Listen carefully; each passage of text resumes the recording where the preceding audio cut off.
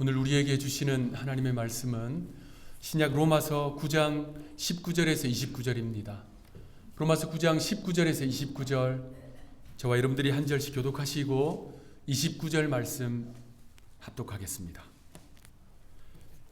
혹 네가 내게 말하기를 그러면 하나님이 어찌하여 허물하시느냐, 누가 그 뜻을 대적하느냐 하리니, 이 사람아 네가 누구이기에 감히 하나님께 방문하느냐. 지음을 받은 물건이 지은 자에게 어찌 나를 이같이 만들었느냐 말하겠느냐. 토기장이가 진흙 한 덩이로 하나는 귀 있을 그릇을 하나는 천이 쓸 그릇을 만들 권한이 없느냐. 만일 깨우자 하사 멸하기로 준비된 진노의 그릇을 오래 참으심으로 반응하시고, 또한 영광받기로 예비하신 바 긍휼의 그릇에 대하여 그 영광의 풍성함을 알게 하고자 하셨을지라도 무슨 말을 하리요. 이 그릇은 우리 곧 유대인 중에서뿐 아니라 이방인 중에서도 부르신 자니라. 호세아의 글에도 이르기를 내가 내 백성 아닌 자를 내 백성이라, 사랑하지 아니한 자를 사랑한 자라 부르리라. 너희는 내 백성이 아니라 한 그곳에서 그들이 살아계신 하나님의 아들이라 일컬음을 받으리라. 또 이사야가 이스라엘에 관하여 외치되 이스라엘 자손들의 수가 비록 바다의 모래 같을지라도 남은 자만 구원을 받으리니, 주께서 땅에서 그 말씀을 이루고 속히 시행하시리라 하셨느니라. 함께 읽겠습니다. 또한 이사야가 미리 말한 바 만군의 주께서 우리에게 남겨두지 아니하셨더라면 우리가 소돔과 고모라와 같았으리로다 함과 같으니라. 아멘. 오늘은 사순절 셋째 주일입니다. 십자가 사명을 향하여 나아가신 주님을 묵상하면서 이 절기를 경건하게 보내는 하늘의 모든 권속들 되시기를 바랍니다. 시 한 편 소개해 드리면서 시작하겠습니다. 기독교 신앙인이자 작가인 정연복 시인의 나를 위한 기도라는 제목입니다. 화면으로도 준비했습니다. 나를 위한 기도. 나는 당신이 지으신 광활한 우주 속 한 점 먼지 같은 존재임을 알게 하소서. 당신이 어여삐 보시는 이 목숨 금쪽같이 여기게 하소서. 삶의 기쁨과 행복, 슬픔과 고통 모두 당신의 선물로 생각하게 하소서. 내 생명의 시작과 끝에 당신의 손길 있음을 잊지 않게 하소서. 크리스찬인 이 정연복 시인의 이 시는 인간의 미약함과 하나님의 위대함 그 사이, 그 관계를 깊이 생각하게 해줍니다. 나는 당신이 지으신 광활한 우주 속 한 점 먼지 같은 존재임을 알게 하소서. 이 한 줄의 신앙 고백 속에는 우리 인간이라고 하는 존재의 그 위치가 어디인지를 알려줍니다. 우리는 이 광활한 우주 속에서 참으로 미미한 존재, 작디 작은 존재이지요. 그런데 동시에 하나님께서 어여삐 보시는 목숨입니다. 그래서 이 19절에는 겸손과 소망이 함께 담겨 있습니다. 우리는요, 우연히 생겨난 먼지 같은 존재가 아닙니다. 하나님께서 그 손으로 지으신 존귀한 존재이지요. 그래서 하나님의 절대적 주권과 그 주권 안에 담겨 있는 긍휼과 사랑이 그대로 드러납니다. 시인의 기도는 이렇게 이어집니다. 삶의 기쁨과 행복, 슬픔과 고통 모두 당신의 선물로 생각하게 하소서. 여러분, 이 고백은 쉬운 고백이 아니지요. 삶에 찾아오는 기쁨과 행복 누구나 선물이다라고 생각할 수 있습니다. 그런데 슬픔과 고통까지도 선물이라고 생각하는 것은, 이것은요, 하나님의 손길을 신뢰하지 않고서는 할 수 없는 고백입니다. 그 믿음이 있을 때 이렇게 기도할 수 있습니다. 내 생명의 시작과 끝에 당신의 손길 있음을 잊지 않게 하소서.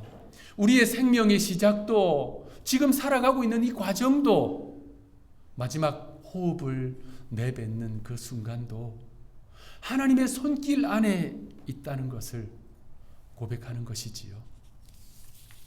그런데 여러분, 그 하나님의 손길은 차가운 숙명이 아닙니다. 긍휼이 가득한 주권입니다.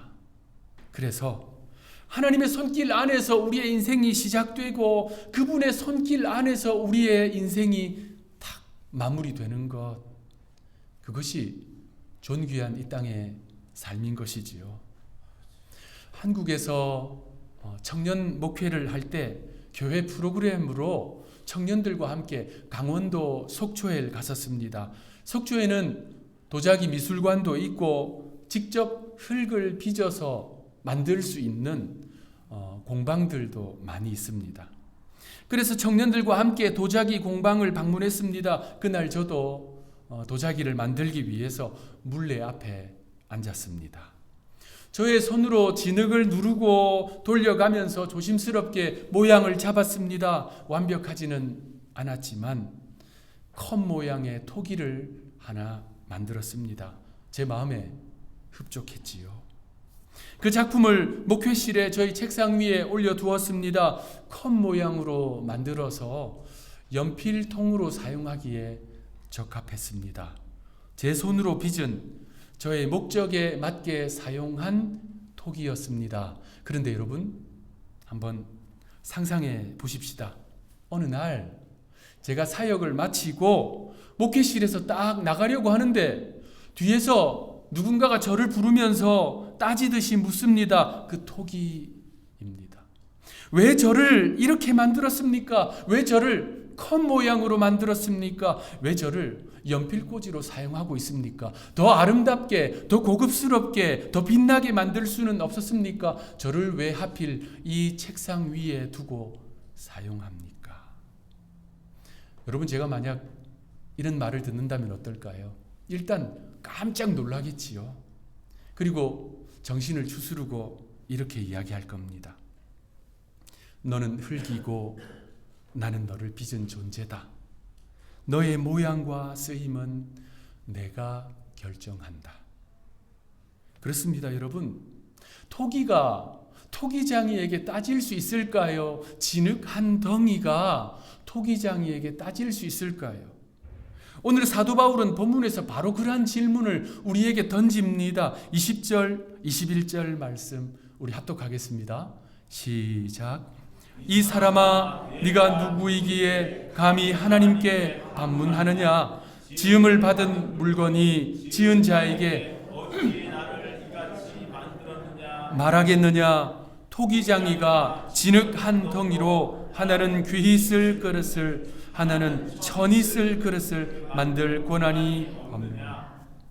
진흙 한 덩이로 어떤 토기를 만들지는 토기장이의 손에 달려 있듯이, 마찬가지로 앞서 읽었던 그 시에서 시인의 기도대로 우리의 생명의 시작과 그 끝이 하나님의 손길 안에 있는데 진흙이 토기장이에게 따지듯이 묻는 거예요. 왜 저를 이렇게 만들었습니까? 왜 저를 이렇게 사용합니까? 왜 좀 더 고급스럽고 아름답고 빛나고 유명한 존재로 만들 수 없었습니까? 왜 저를 여기에 두고 사용합니까? 그때 토기장이가 이렇게 대답합니다. 내가 너를 이렇게 빚은 것은 결코 우연이 아니다. 실수가 아니다. 나의 원대한 목적이다. 그래서 오늘 본문은 말씀합니다. 토기장이가 그릇을 선택하고 만들 권한이 없느냐. 여러분, 우리 인간의 가장 오래된 죄가 무엇일까요? 우리 인간의 오래된 죄, 도둑질일까요? 거짓일까요? 살인일까요? 아닙니다. 하나님의 자리에 오르려고 하는 교만입니다. 교만은 단순한 성격의 문제가 아니에요. 존재론적인 반역입니다. 교만은 본질적으로 하나님의 자리를 차지하려고 하는 의도입니다. 하나님 없이도 내가 결정하겠다라고 하는 선언이지요. 그래서 내가 기준이다, 내가 옳다, 내가 판단한다, 이것이 교만의 현상입니다. 교만은 그 뿌리를 찾아가면 에덴 동산에 맞닿아 있다는 것을 발견하게 됩니다. 에덴 동산에서의 인간은 하나님의 공급하심, 하나님의 뜻에 만족하지 않았습니다. 그래서 너희가 이것을 먹는 날에는 하나님과 같이 되리라 라고 하는 그 유혹을 받아들였습니다. 흙으로 지음받은 존재가 창조주의 자리에 오르려고 한 것입니다. 진흙 한 덩이가 창조주와 같이 되려고 했습니다. 옛뱀 곧 마귀가 인간을 그렇게 교만으로 유혹하는 이유는 마귀의 주요한 특성이 바로 그 교만이기 때문입니다. 이사야 선지자는 14장에서 바벨론 왕에 대해서 선포하는데 주경학자들은 한결같이 그 내용은 사탄의 타락의 장면을 다루고 있는 것이다 라고 해석합니다.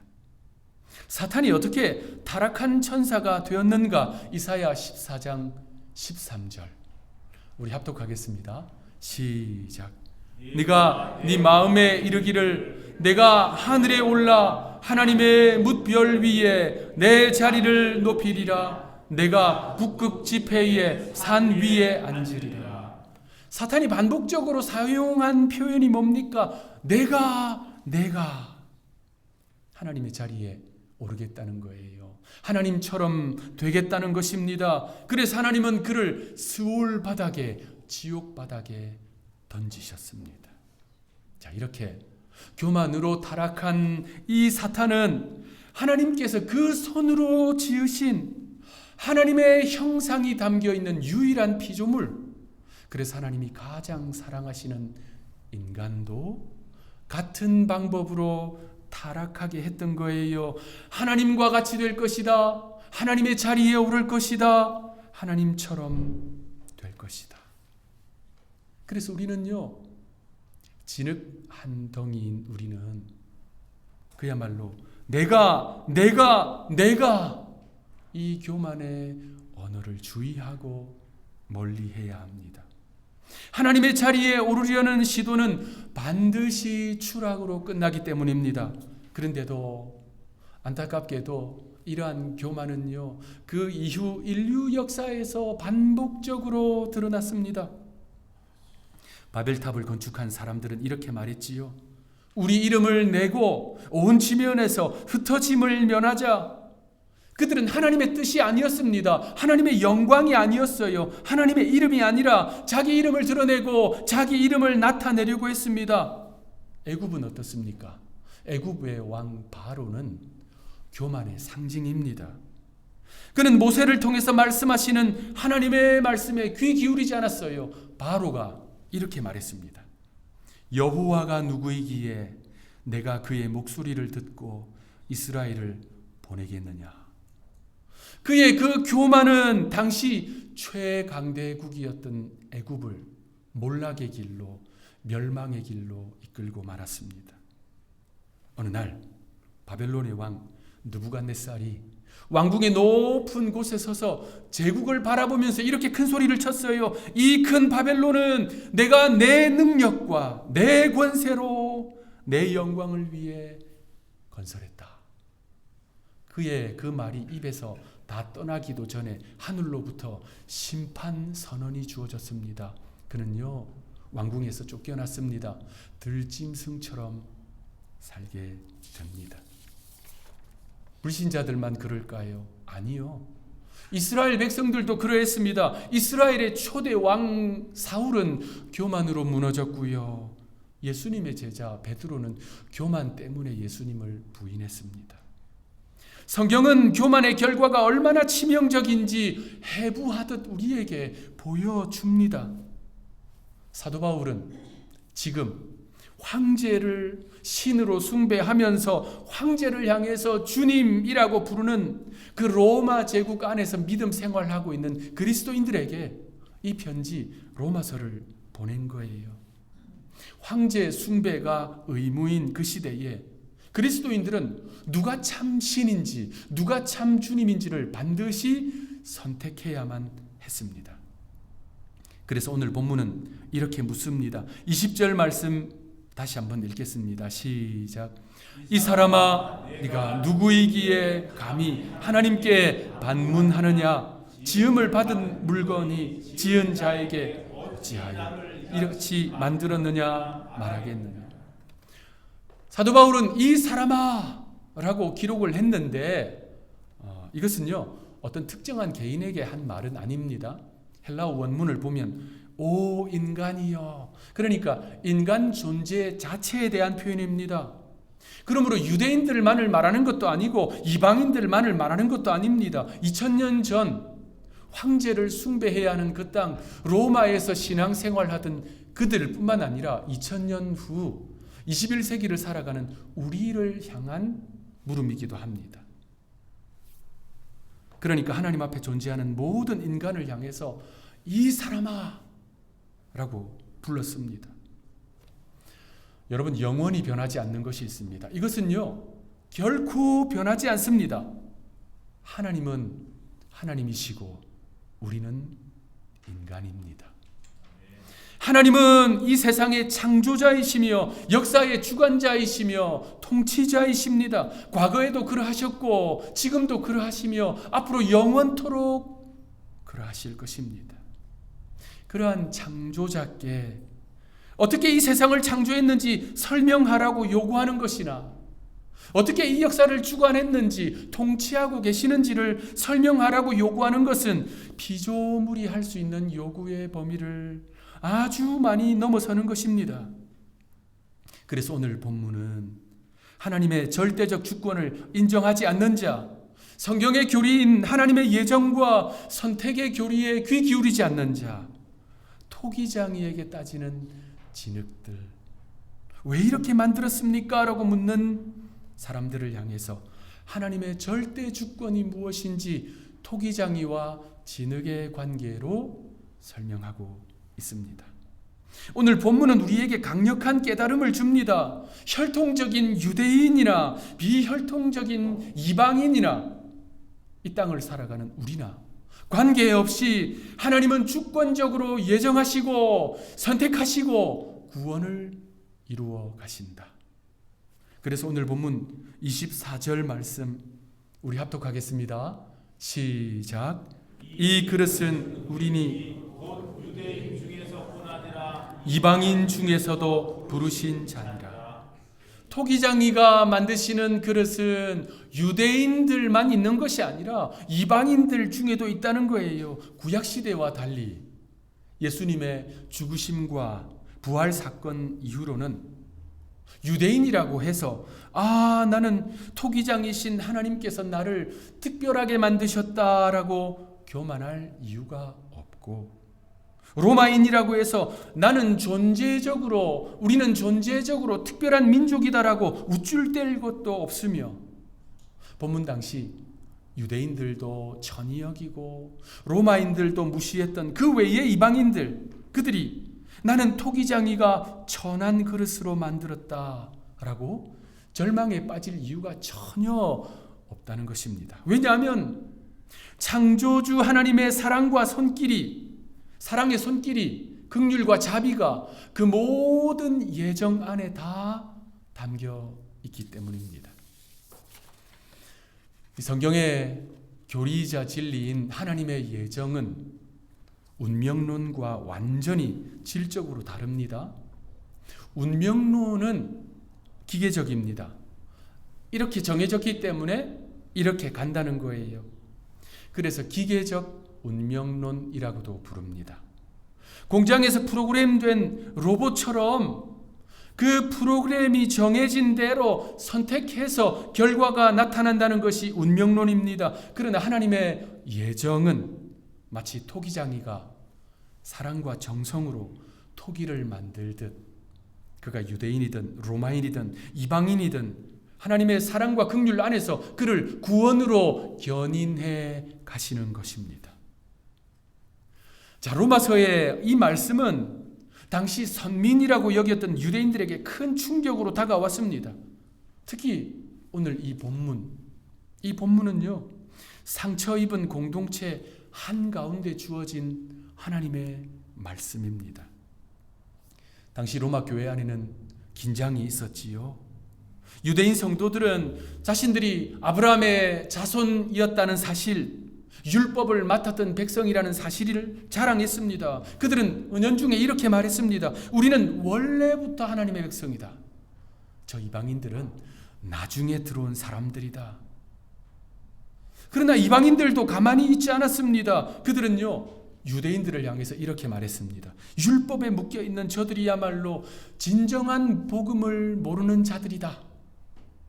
서로를 향한 비판, 서로를 향한 우월감과 열등감. 로마 교회는 그렇게 내적으로 갈등하고 있었습니다.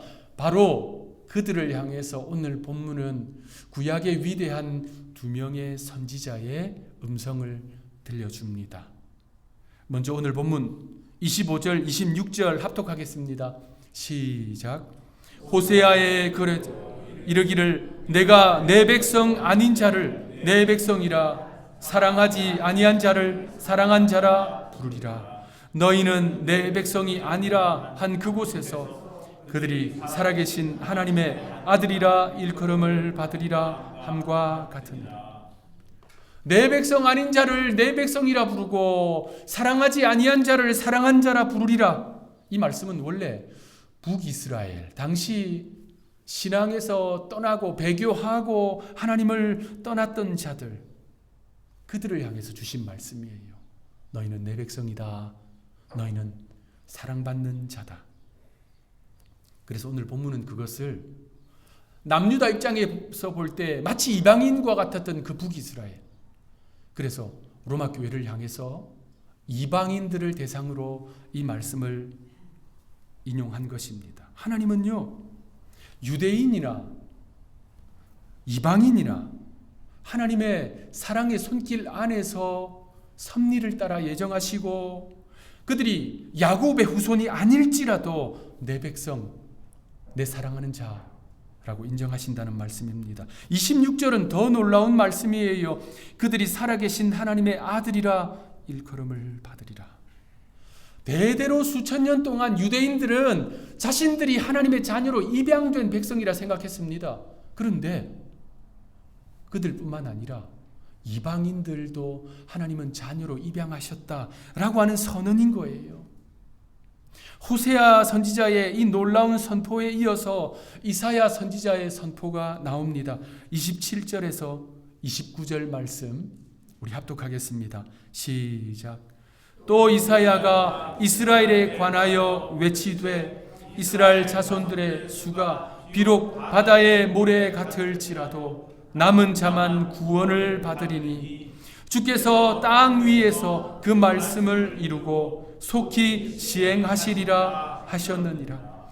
또한 이사야가 미리 말한 바 만일 만군의 주께서 우리에게 씨를 남겨두지 아니하셨더라면 우리가 소돔과 같이 되고 고모라와 같았으리로다 함과 같으니라.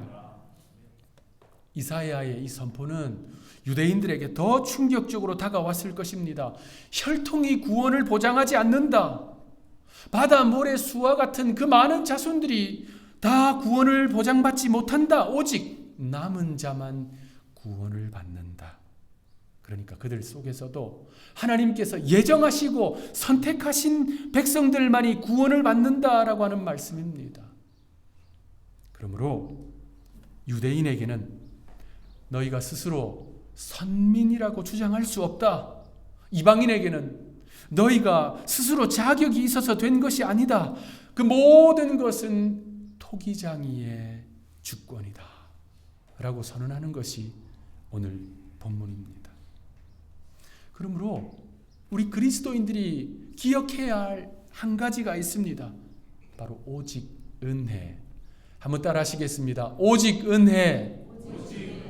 그렇습니다. 우리는요, 이 오직 은혜를 기억해야 합니다. 붙들어야 합니다. 우리가 이날에, 이 주일에 이곳에 모인 것은 율법도 혈통도 자격도 아닙니다.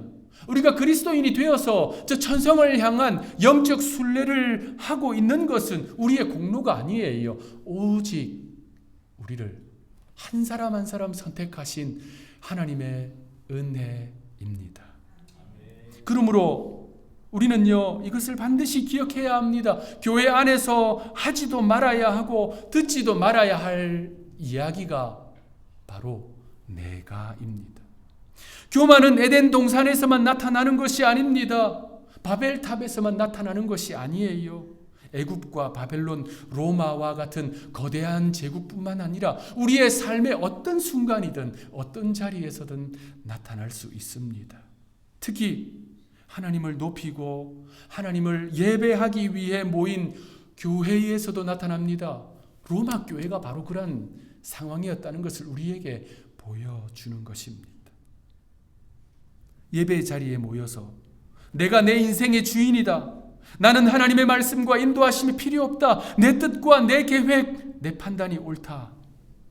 라고 혹여라도 생각하는 사람이 있다면 야고보서는 이렇게 말씀합니다.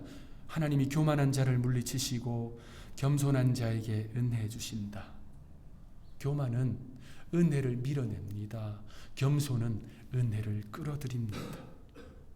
그러므로 설교 모두에 소개한 시인의 기도처럼 하나님께서 지으신 이 광활한 우주에서 그저 한 점 먼지 같은 존재임을 아는 그리스도인들은 주께서 허락하시는 기쁨과 행복, 슬픔과 고통 속에서도 우리 인생이 토기장이의 손에서 빚어지는 작품임을 잊지 않고 오직 그 뜻에 순복하고 감사하며 겸손하게 살게 됩니다. 그러므로 혈통과 자격, 공로가 아닌 하나님의 은혜의 택하심을 받은 우리 모두는 이 진리를 기억하고 감사와 겸손과 순종이 우리 삶의 중심 가치가 되기를 구주 예수님의 이름으로 축원합니다. 기도하겠습니다. 가장 위대하신 토기장이신 하나님 감사합니다. 진흙과 같은 우리를 사랑과 긍휼의 손길로 빚으사 하나님의 소유, 하나님의 자녀가 되게 하시니 감사합니다. 주권적으로 택하신 하나님의 은총을 늘 기억하며 우리 모두 교만을 멀리하고 오직 은혜를 붙들고 살아가는 저희들 되게 하옵소서. 우리의 인생의 시작과 끝이 하나님의 손에 있음을 확신합니다. 하나님은 하나님이시고 우리는 사람이라는 사실을 기억하며 주의 말씀과 그 뜻에 순복하며 살아가는 하늘의 모든 권속들 되게 하여 주옵소서. 우리의 변함없는 구주가 되시는 예수님의 이름으로 간절히 기도하옵나이다.